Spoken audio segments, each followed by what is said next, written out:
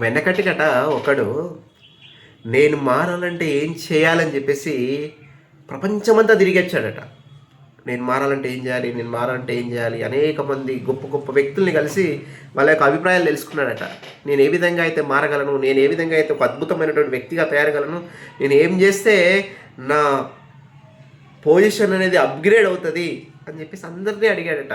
అడిగి రాసుకొని వచ్చి ఒక అద్భుతమైనటువంటి బుక్ తయారు చేశాడట, ఏం చేస్తే మారుతామని. కానీ అది ఆచరించలేదట. ఆచరించినప్పుడు అద్భుతమైనటువంటి వ్యక్తిగా తయారవుతాడా? కాదు కదా. ఇప్పుడు మన పరిస్థితి కూడా అదే ఉందండి.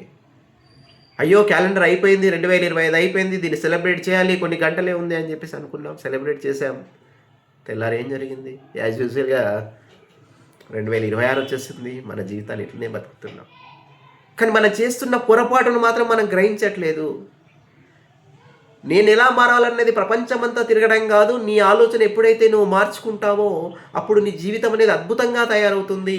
ఎప్పుడైతే నువ్వు అప్గ్రేడ్ కావాలనే ఆలోచిస్తావో అప్పుడే నువ్వు అవుట్డేట్ కాకుండా సమాజానికి నువ్వు సమాజంలో ఒక లిటరేట్గా మిగిలిపోతావు. సాంకేతికను సంతరించుకున్నటువంటి ఈ ప్రపంచం రోజు రోజుకు పరిగెత్తుతుంది.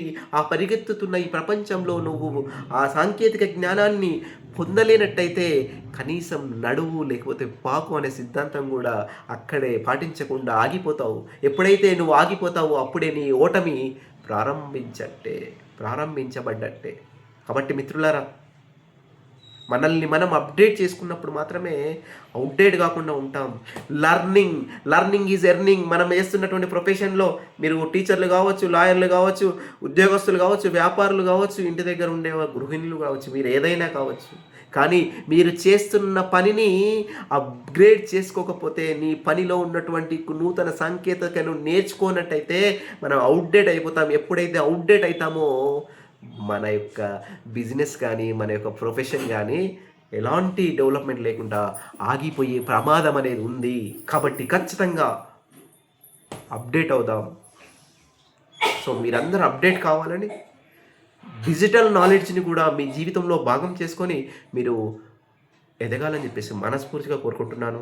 మీ రాజు జంగిలి.